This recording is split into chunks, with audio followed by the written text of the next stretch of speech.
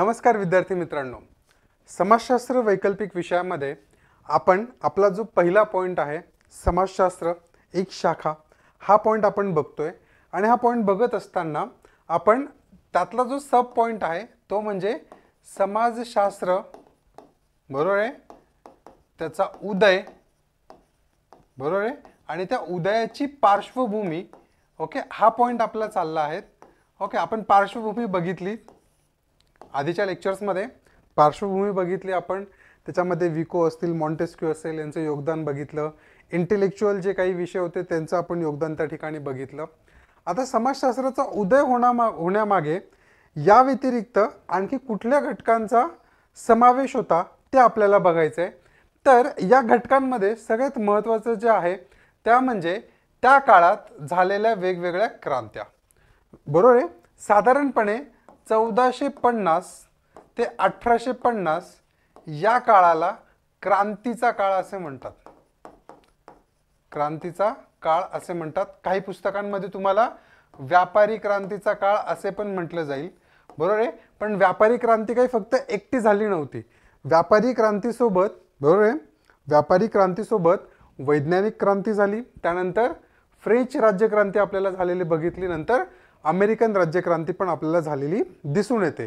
पण या सगळ्या क्रांत्यांचा कार्यकाळ हा वेगवेगळा होता आणि तो सर्वसाधारणपणे 1450 ते 1850 या पिरियडमध्ये तो विभागलेला होता. त्यामुळे हा जो पिरियड होता 1450 ते 1850 हा साधारणपणे संपूर्ण जगाला दिशा देणारा एक हा पिरियड होता. यामधून अनेक नवीन गोष्टी, नवीन समाजव्यवस्था, नवीन वर्ग, नवीन संस्था यांचा उदय आपल्याला झालेला बघायला मिळतो.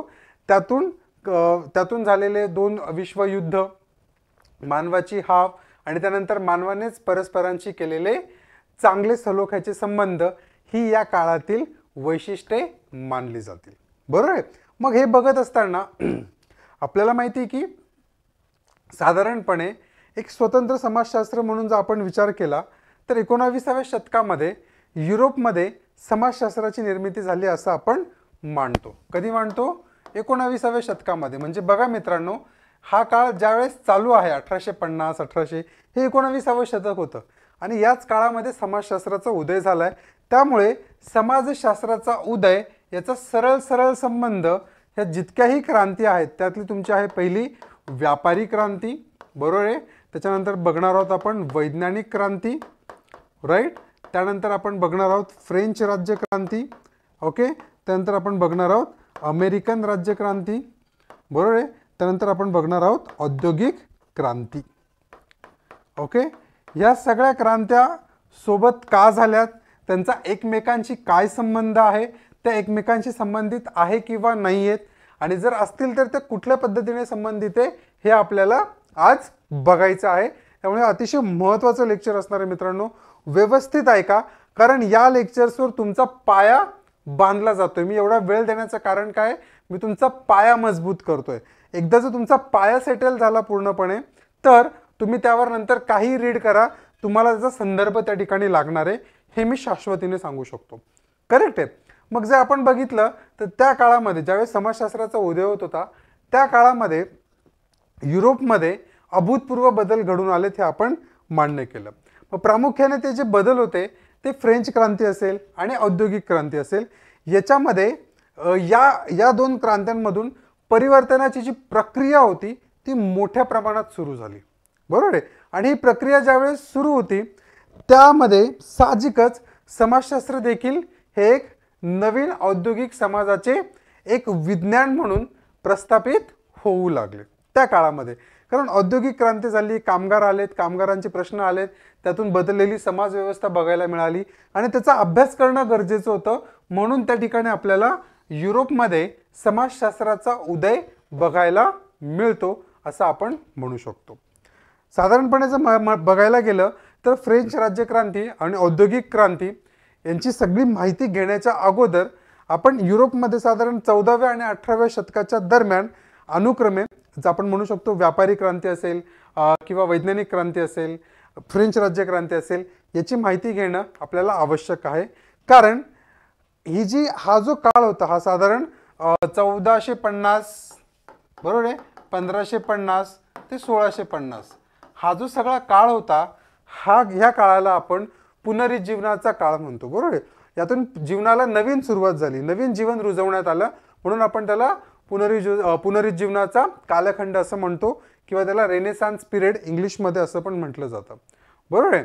याच कालखंडामध्ये जर आपण बघितलं तर कला असेल, संगीत असेल, बरोबर आहे, शिल्पकला असतील, विज्ञान असेल, असे अनेक गोष्टींचे पुनरुज्जीवन घडून आले. आणि त्यामुळे हा कालखंड काय होतो मित्रांनो, अतिशय महत्त्वाचा ठरतो. त्यामुळे आपण आपल्या पहिल्या पॉईंटला सुरू करणार आहोत, व्यापारी क्रांती. बरोबर आहे. आता आपण साधारणपणे बघितलं पुनरुज्जीवनाचा कालखंड.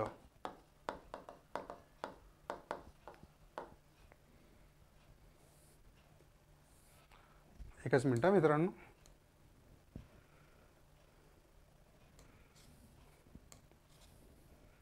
ओके.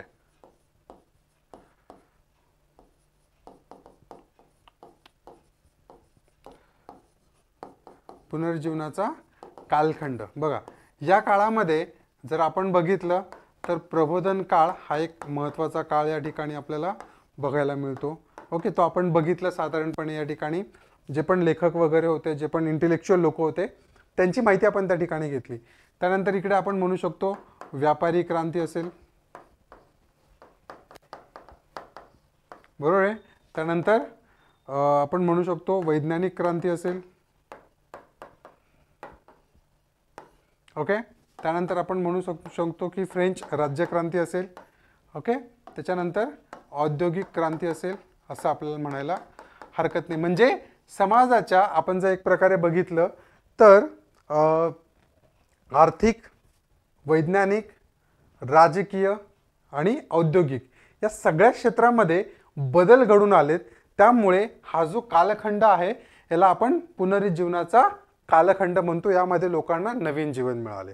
बरोबर. लोकांची विचार करण्याची क्षमता बदलली, लोकांची विचार करण्याची मानसिकता बदलली, लोकांनी पॉझिटिव्हिस्ट आयडिओलॉजी वापरली, विज्ञानाचा प्रचार प्रसार झाला आणि त्यातून नवीन संस्था उदयास आला, असं आपण म्हणू शकतो. मग मी तुम्हाला जसं सांगितलं, साधारणपणे व्यापारी क्रांतीचा कालखंड आपण काय म्हणतो, 1450 ते 1800च्या आसपास किंवा 1850च्या आसपास तुम्ही म्हणू शकतात. याला आपण व्यापारी क्रांतीचा कालखंड असं म्हणत असतो. राईट. जर मध्यकालीन युरोपातील आपण जर म्हणजे विचार केला तर मोठ्या प्रमाणावरील स्थिर आणि उदरनिर्वाहाचं केंद्र, बरोबर आहे, केंद्र असणाऱ्या ज्या आर्थिक राज्यव्यवस्था आहेत त्या अधिक गतिशील आणि त्याचा जागतिक व्यवस्थेशी मोठा संबंध आला. आणि त्या संबंध आल्यामुळे या सगळ्या घटना त्या काळात जुळून आल्या आणि त्यातूनच आपल्याला व्यापारी क्रांती घडून आलेली दिसते. बरोबर आहे. जर आपण बघितलं तर आपल्याला लक्षात येईल की ज्यावेळेस एखाद्या अर्थव्यवस्थेमध्ये परिवर्तन होत असतं, काय होत असतं, एखाद्या अर्थव्यवस्थेमध्ये बदल घडून येत असतो, तर तो बदल फक्त एका अंगाने होत नाही किंवा एकाच गोष्टीमुळे होत नाही. त्याच्यासाठी अनेक गोष्टी काय असतात त्याच्यामध्ये रिलेटेड असतात. जसं आपण जर म्हटलं तर त्या काळामध्ये जर बघितलं आपण तर जहाजांचा रोल खूप महत्त्वाचा होता, जे शिप होते त्यांच्या.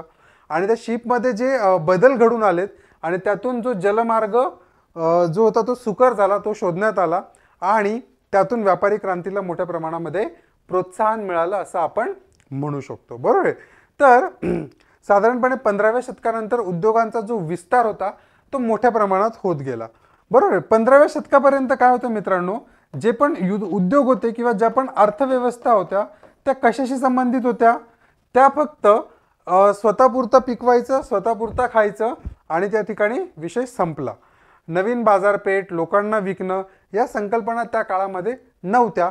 त्या संकल्पना व्यापारी क्रांतीच्या माध्यमातून मोठ्या प्रमाणावर उदयास आल्या असं आपण म्हणू शकतो. जर आपण म्हणजे ही क्रांती जर बघितली आपण, व्यापारी क्रांती ही म्हणजेच काय, मोठ्या प्रमाणावरील आणि संघटित स्वरूपाच्या काय म्हणतो आपण प्रयत्नांचीच एक गोष्ट होती. कारण प्रयत्न जर संघटित नसतील, एकच कोणीतरी करत असेल तर मग त्या प्रयत्नांना अर्थ नाही. मग ह्याचे संघटित स्वरूप होतं, याच्यात जे बदल घडून आले त्याचाच परिपाक आपण आर्थिक व्यापारी क्रांतीमध्ये आपण बघत असतो.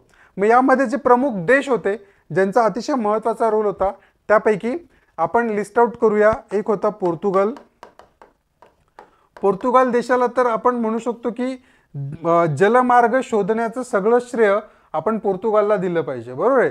जलमार्गांचा विचार विस्तार आणि त्याच्यावर कृती करण्याचं काम जर कोणी केलं असेल तर ते कोण आहेत?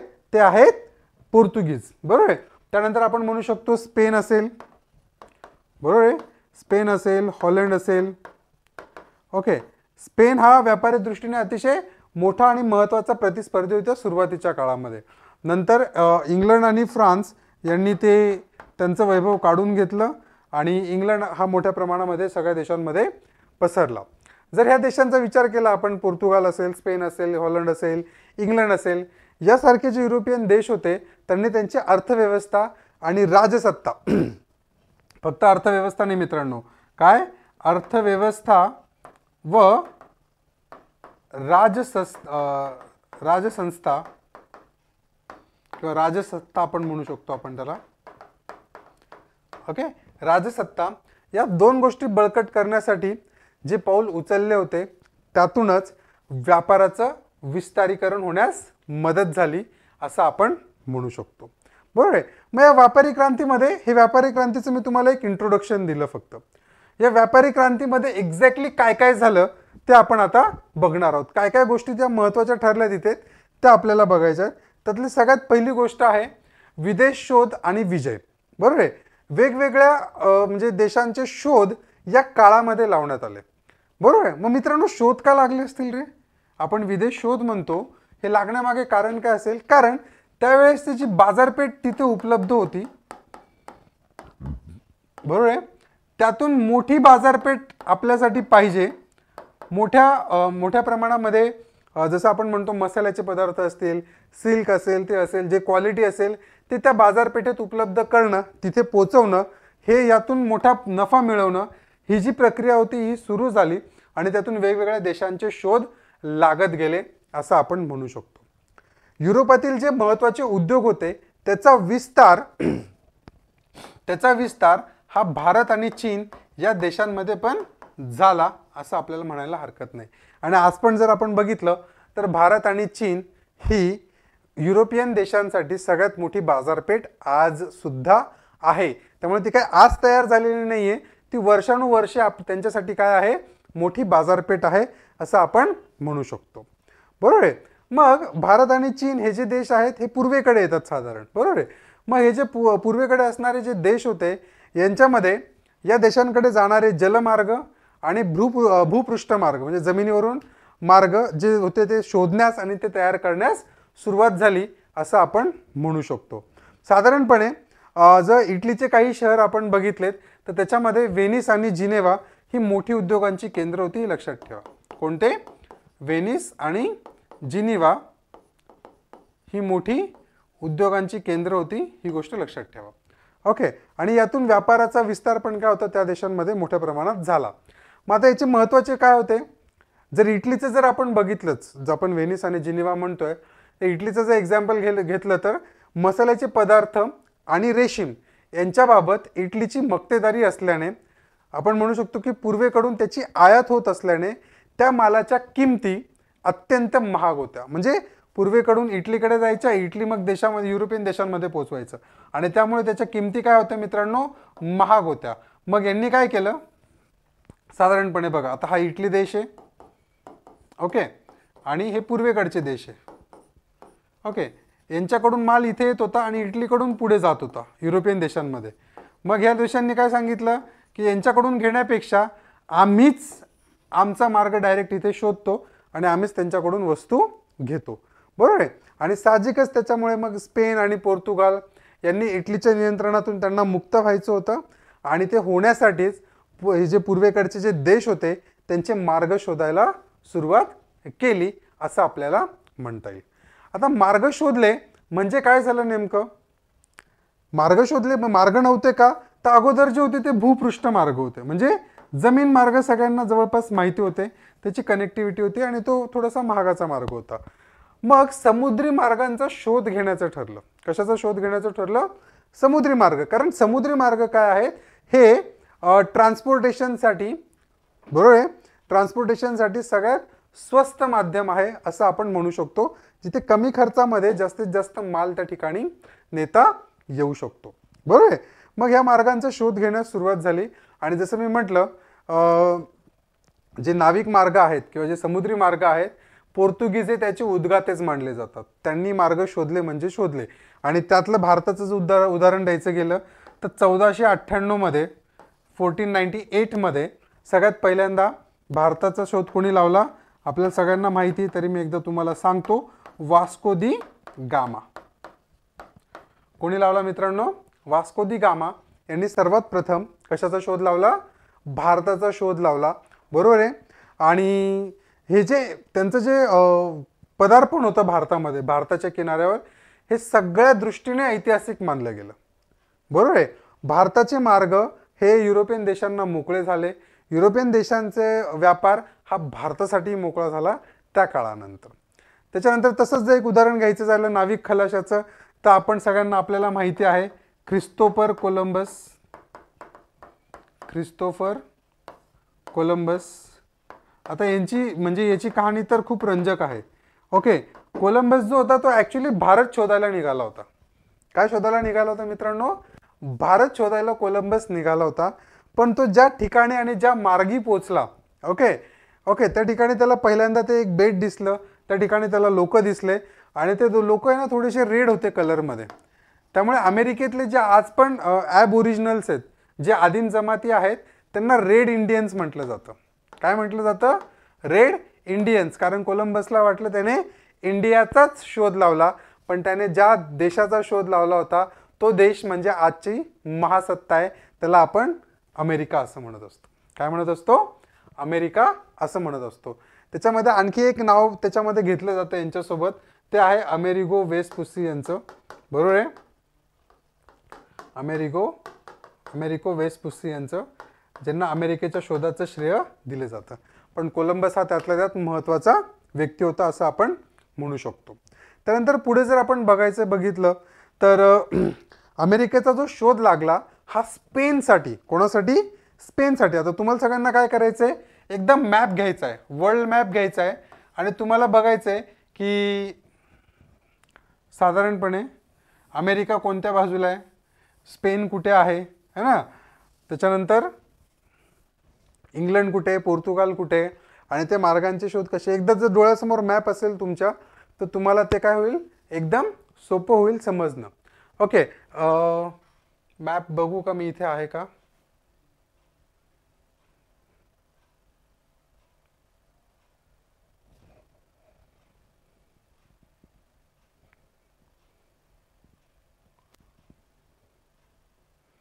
एकच मिनटं.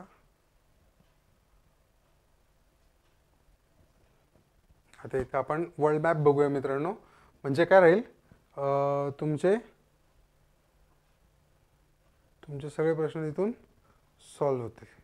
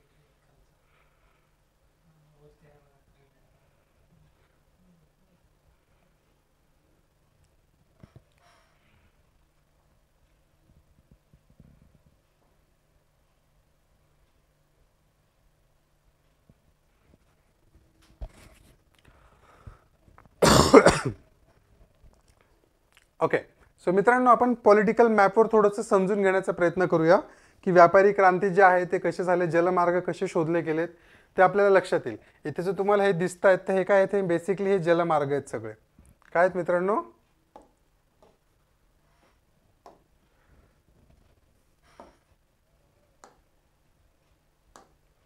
बघा हे जे दिसत आहेत इथे हे सगळे काय आहेत, जलमार्ग आहेत. इथे जे ड्रॉ केलेले दिसतात की इथे हे एकमेकांशी कनेक्ट केलेले हे जलमार्ग आहेत.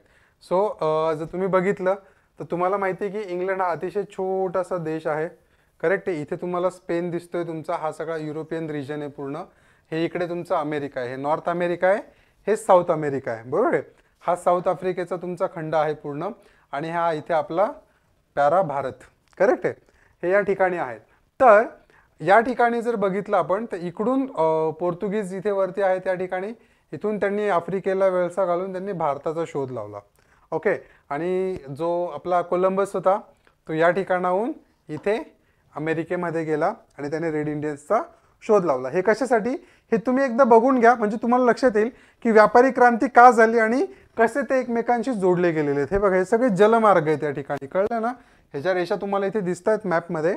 हे सगळे या ठिकाणी काय आहेत, हे जलमार्ग आहेत. हे जलमार्गाने हे देश एकमेकांना जोडले गेलेले आहेत. त्यामुळे हा अतिशय महत्त्वाचा भाग ठरतो असं आपण म्हणू शकतो. ठीक आहे मित्रांनो, समजलं? पुढे बघूया. जे विदेश शोध लागलेत त्याच्यामध्ये आपण म्हणू शकतो की स्पेन आणि पोर्तुगाल यांनी हे शोध लावल्यानंतर बाकीच्या देशांना पण लगेचच या बाजारपेठा शोधण्याची एक आवड निर्माण झाली किंवा एक कॉम्पिटिशन तयार झाली त्यामध्ये. मग लगेचच ब्रिटन असेल, फ्रान्स असेल, हॉलंड असेल यांनी त्यांचाच कित्ता गिरवला आणि भारत, आफ्रिका, मलाक्का, ओके, मसाल्याची बेटे, वेस्ट इंडिज आणि दक्षिण आफ्रिकेचा भाग हा स्पेन, पोर्तुगाल, इंग्लंड, फ्रान्स आणि हॉलंड या देशाच्या आर्थिक नियंत्रणाखाली आला असं आपण म्हणू शकतो. म्हणजे थोडक्यात साधारणपणे या देशांवर युरोपीय देशांचं काय झालं, एक प्रकारे आर्थिक नियंत्रण प्रस्थापित झालं असं आपण म्हणू शकतो. जर जागतिक पातळीवर जर आपण बघितलं तर व्यापाराचं विस्तारीकरण झालं याच्यामुळे. म्हणजे काय, जो व्यापार एका देशापुरता मर्यादित होता तो आता अनेक देशांमध्ये जाऊन पोहोचला. मग ज्यावेळेस एखादा व्यापार एका देशातून अनेक देशांमध्ये जातो तर फक्त त्या ठिकाणी वस्तू जात नाही मित्रांनो, त्या वस्तूसोबत त्यांचे नियम जातात. करेक्ट आहे. संस्कृती जाते, समाज व्यवस्था जाते, विचार जातात. या सगळ्या गोष्टी हळूहळू आपल्याला बघायच्या आहेत आणि यातूनच पुढे कसं युरोपीयकरण झालं ते आपल्याला बघायचं आहे मित्रांनो. बरोबर आहे.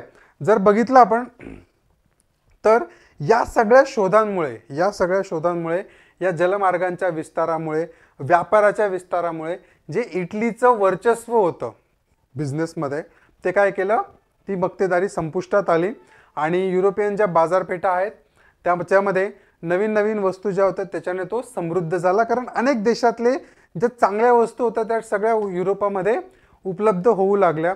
आणि पण त्याच याच्यामध्ये कामगारांची गरज भासू लागली. बरोबर आहे.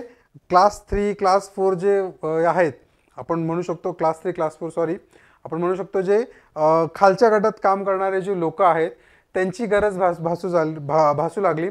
आणि त्यातूनच गुलामगिरी ही एक अतिशय वाईट प्रथा देशामध्ये, जगामध्ये सुरू झाली आणि आफ्रिकेतून गुलाम आणण्यास सुरुवात झाली. गुलामांचा मग व्यापार होत होता, गुलामांचं शोषण होत होतं, अशा अनेक गोष्टी त्या ठिकाणी होऊ लागल्या.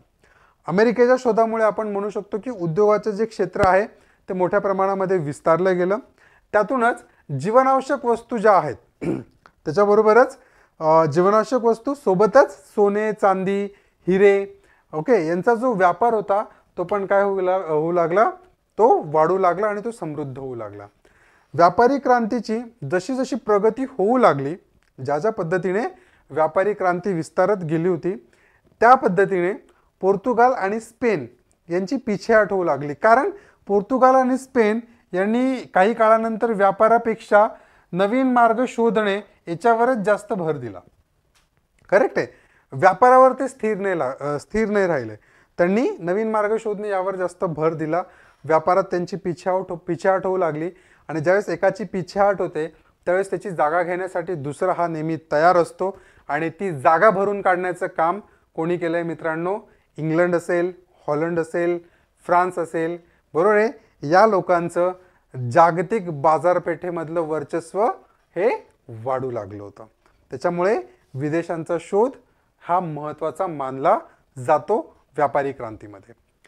व्यापारी क्रांतीमध्ये जो दुसरा महत्त्वाचा मुद्दा आहे, जो बदल घडून आला समाजामध्ये, तो होता वित्त संस्थांचा विस्तार. आता वित्त संस्था म्हणजे काय, ओके, त्याचा जर आपण विचार करायचा गेला तर आपल्या लक्षात येईल व्यापारी क्रांतीचं सगळ्यात महत्त्वाचं जे वैशिष्ट्य होतं ते म्हणजे बँकिंग क्षेत्रामध्ये झालेली वाढ. कशामध्ये? बँकिंग क्षेत्र, म्हणजे त्यालाच आपण वित्त संस्था असे म्हणतो. बँकिंग क्षेत्रामध्ये जो आमूलाग्र बदल घडून आला, जर साधारण बघितलं तर 18व्या शतकापर्यंत, करेक्ट आहे, 18व्या शतकापर्यंत चेक ही जी संकल्पना होती ती रुजू झाली होती मित्रांनो समाजामध्ये. चेक देणं घेणं सुरू झालं होतं. तर या बँकिंग क्षेत्रामध्ये ही खूप वाढ त्या काळामध्ये घडून आली. तसेच जी पत सवलत होती म्हणजे क्रेडिट सिस्टीम जी होती त्याच्यामध्ये पण काय करण्यात आली, वाढ करण्यात आली. व्यापाऱ्यांना काय होतं, क्रेडिट सिस्टीम दिली गेली आणि यामुळे जर आपण म्हणजे म्हणू शकतो तर व्यापाऱ्यांना संपूर्ण युरोपभर उद्योग व्यवसाय जे होते त्यांचे ते पसरण्यास मदत झाली. बघा मित्रांनो, जर पैसा तुमच्याकडे असेल तर तुम्ही तुमचा बिझनेस हा अनेक देशांमध्ये नेऊ शकतात, बरोबर आहे. आता समजा तुम्ही लोन घेतलं एखादं, ते लोन तुम्हाला 6 महिन्यात परत करायचं आहे, ओके. एक लोन तुम्हाला 1 वर्षात परत करायचं आहे आणि एक लोन जे आहे ते तुम्हाला 20 वर्षात परत करायचं आहे, ओके.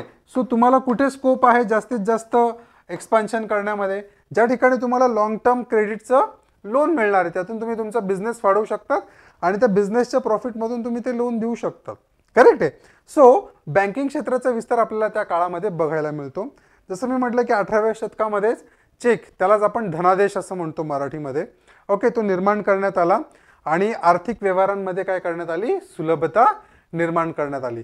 आजचं जर आपण कंपॅरिझन केलं आजच्या काळातलं, बरोबर, 2024 मधलं, 24-25 मधलं जर आपण कंपॅरिझन केलं तर आज आर्थिक व्यवहारांमध्ये आणखी सुविधा उपलब्ध करण्यात आली. याच्यामध्ये आपण म्हणू शकतो की डिजिटल गव्हर्नन्स असेल, सायबर सिक्युरिटी असेल, ऑनलाईन पेमेंट असतील. आता कॅश राहिली कुठे मित्रांनो, सांगा मला, कॅश कोणाकडे? व्हर्च्युअल मनी आपण वापरतोय. तुमच्या अकाउंटमध्ये पैसे येतात 5,000, तुम्ही त्या 5,000चं समजा शॉपिंग करायला गेलेत तर तुम्ही त्याला कॅशमध्ये देतात का? नाही, तुम्ही फक्त ट्रान्सफर करता, तो पैसा फिरतोय फक्त मित्रांनो. हार्ड कॅश कुठे आहे, राईट. मग त्यातून ते काय झालं, सुलभीकरण झालं आणि ते व्यवस्थित त्या ठिकाणी होऊ लागलं असं आपण म्हणू लागलो. आणि 18व्या शतकानंतर जर आपण बघितलं, 18व्या शतकानंतर सोने चांदीचा व्यापार खूप कमी झाला. कारण अगोदरचा जो सगळा व्यापार होता तो सोने आणि चांदीमध्येच होत होता.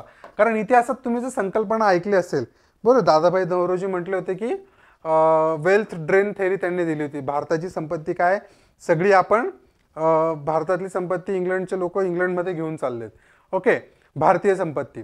पण तेच इंग्लंडचे लोक येताना तीच संपत्ती भारतात पण घेऊन आले होते.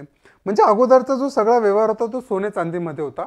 पण 18व्या शतकानंतर हा व्यवहार बँकिंग क्षेत्राच्या विस्तारामुळे आपण म्हणू शकतो कागदी नोटांमध्ये आला, कागदी चलनामध्ये आला, बरोबर आहे, राईट. सो पॉईंट क्लिअर आहे मित्रांनो, वित्त संस्थांचा विस्तार, राईट. जाऊया पुढच्या पॉईंटकडे. पुढचा पॉईंट आहे, या काळामध्ये कंपनी क्षेत्रात पण खूप वाढ झाली. वेगवेगळ्या कंपन्याच फॉर्म झाल्यात, बरोबर आहे. कोणत्या कोणत्या झाल्यात त्या आपण बघणार आहोत. आपण म्हणू शकतो की उद्योग आणि व्यापाराच्याच वाढीबरोबर नवीन संघटित स्वरूपाची उद्योग व्यवस्था निर्माण झाली. हा शब्द अतिशय महत्वाचा आहे. काय? संघटित स्वरूपाची व्यवस्था ही निर्माण झाली असं आपल्याला म्हणायला हरकत नाही, बरोबर आहे. आणि ही जी संघटित स्वरूपाची व्यवस्था होती ती निर्माण करणं अतिशय गरजेचं होतं.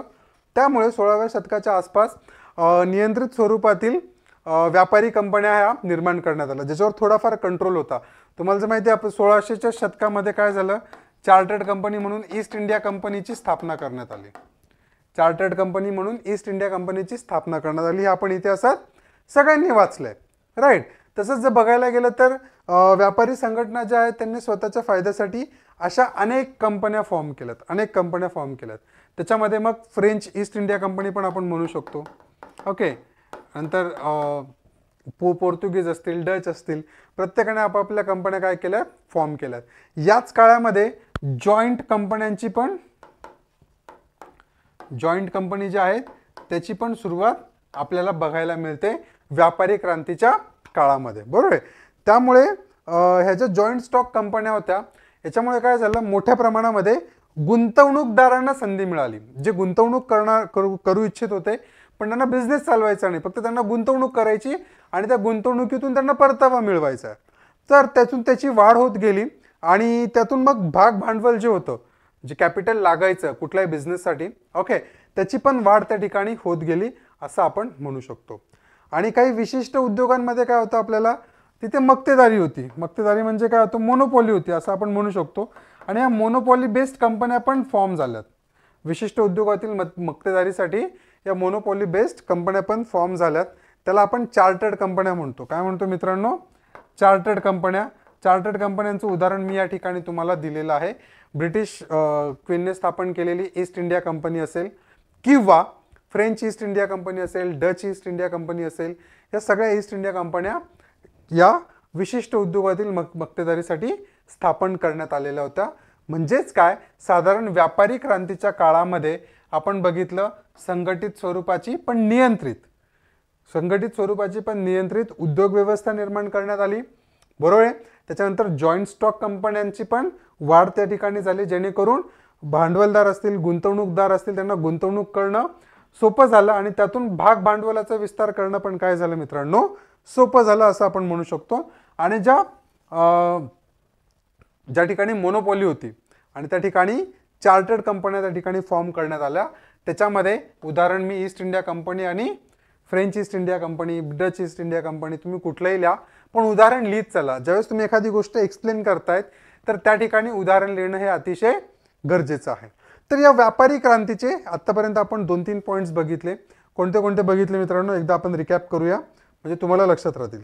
ओके, पहिला होता व्यापारी क्रांतीचा. त्याच्यानंतर आपण याच्या ठिकाणी बघितलं की विदेशाचा शोध लागला, वित्त संस्थांचा विचार झाला, कंपनी क्षेत्रातील वाढ झाली, त्याच्यानंतर नवीन वर्गाचा उदय. हे सगळ्यात मोठं आउटकम होतं कशाचं, व्यापारी क्रांतीचं, नवीन वर्गाचा उदय.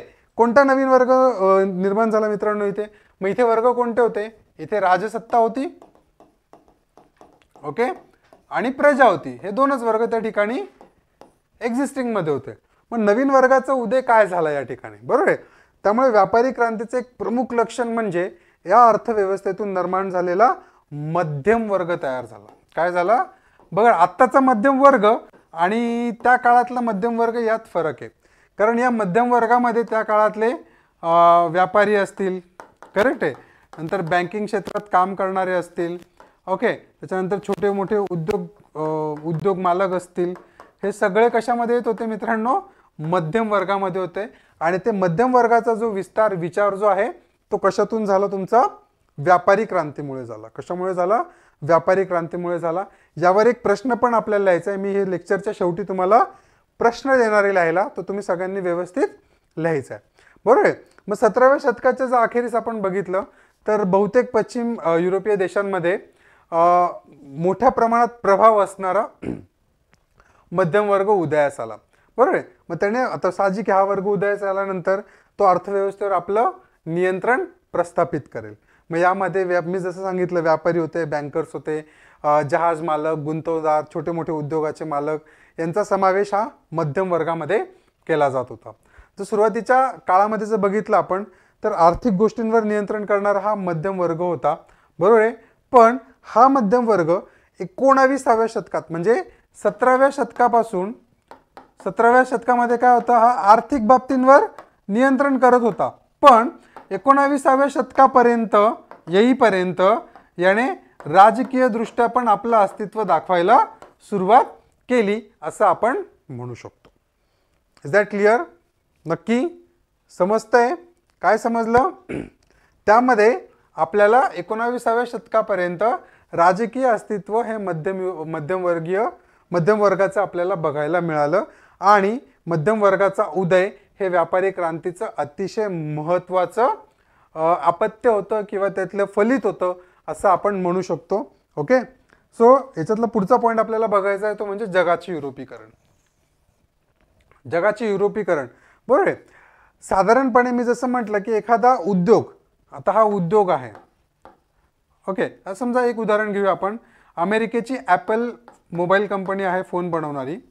आता ह्या कंपनीने काय केलं, हिचा विस्तार, हिचं जे मॅन्युफॅक्चरिंग आहे ते चीनमध्ये आहे बरोबर आहे.